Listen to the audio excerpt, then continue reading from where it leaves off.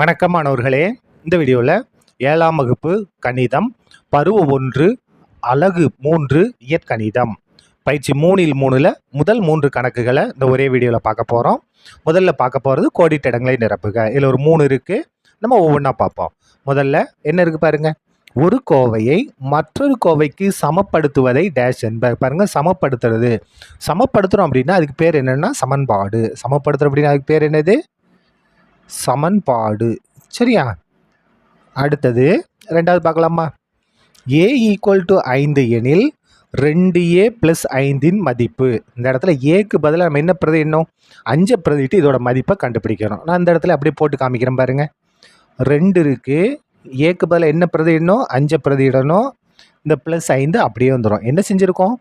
ஏக்கு பதிலாக 5 பிரதியிட்டிருக்கோம். இது முதல்ல பெருக்கிடுவோமா? இந்த மாதிரி பிராக்கெட் வச்சுன்னா பெருக்கல்.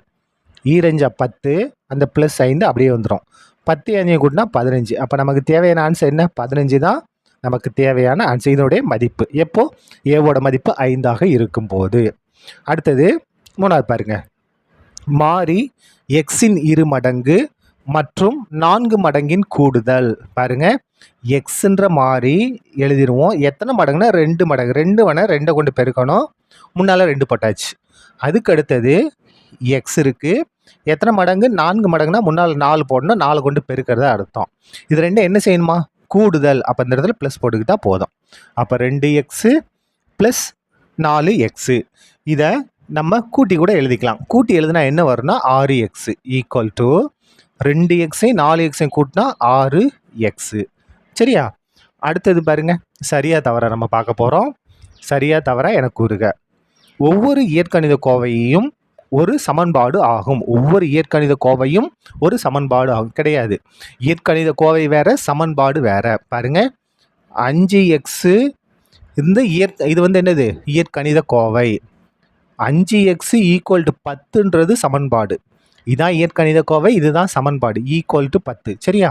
அப்போ ஒவ்வொரு இயற்கணித கோவையும் ஒரு சமன்பாடு. இந்த கூற்று என்னது? தவறான கூற்று. இயற்கணித கோவை என்பது வேறு, இயற்கணித சமன்பாடு என்பது வேறு. சரியா? அடுத்தது பாருங்க.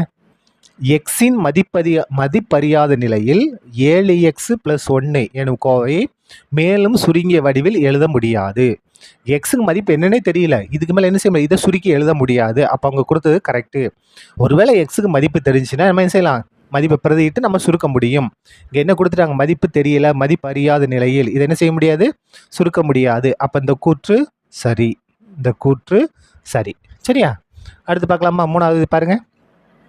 2 ஒத்த உறுப்புகளை கூட்டுவதற்கு அதன் கெழுக்களை கூட்ட வேண்டும். இந்த கூற்று சரி. பாருங்க, இதுங்க போய் என்ன செஞ்சோம்? 2x 4x. இது வந்து என்னது? ஒத்த உறுப்புகள் தானே.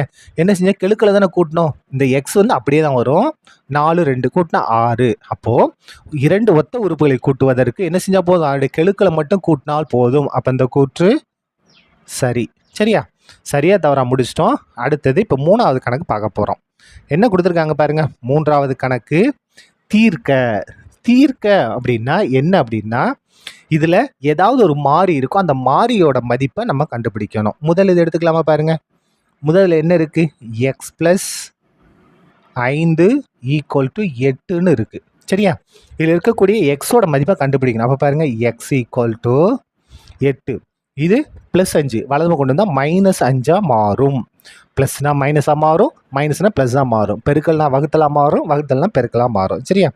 இப்போ பாருங்கள், x = 8ல் 5 கழிச்சிட்டா 3. அவ்வளோதான். இதான் நமக்கு தேவையான ஆன்சர். அடுத்தது 2வது பார்க்கலாமா? 2வது என்ன பாருங்க. p - 3 = 7. இப்போ பாருங்க, p = 7 அப்படியே இருக்கட்டும். இது -3 இங்கே வந்தால் +3 மாறும். அப்போ p = 7 3 கூட்டினா 10. இதான் என்னது? பியோட மதிப்பு. அடுத்தது 3வது பார்க்கலாமா? 3வது பாருங்க, என்ன இருக்கு பாருங்க, கொடுத்துருக்காங்க. 2x = 30. 2x = 30. நமக்கு x தானே வேணும். அப்போ x = 30. இது எப்படி இருக்கு பாருங்க. பெருக்கல் இருக்கு, இங்கே வந்தால் வகுத்தலாக மாறும். சரியா? இங்கே என்ன இருந்துச்சு பாருங்க, ப்ளஸில் இருந்துச்சு, மைனஸாக மாறிடுச்சு. மைனஸில் இருந்துச்சு, ப்ளஸ்ஸாக மாறிடுச்சு. இங்கே பெருக்கல் இருக்குது, வகுத்தலாக மாறிடுச்சு. இதை கேன்சல் பண்ணுவோமா?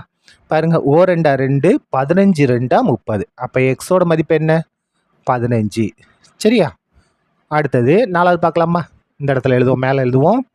4வது பாருங்க என்ன இருக்கு? m/6 = 5. நம்ம எம்மோட மதிப்பு கண்டுபிடிக்கணும். அப்போ m = 5. இந்த 6 இருக்கு இல்லையா, அங்கே வகுத்தல் இருக்கு, வலது பக்கம் வந்தால் பெருக்கலாக மாறும். பெருக்கல்னா வகுத்தலாக மாறும், வகுத்தல்னா பெருக்கலாக மாறும், கூட்டல்னா கழித்தலாக மாறும், கழித்தல்லாம் கூட்டலாக மாறும். அப்போ m = பெருக்கிடுங்க, 5 6 பேர்னா 30. இதான் என்னது?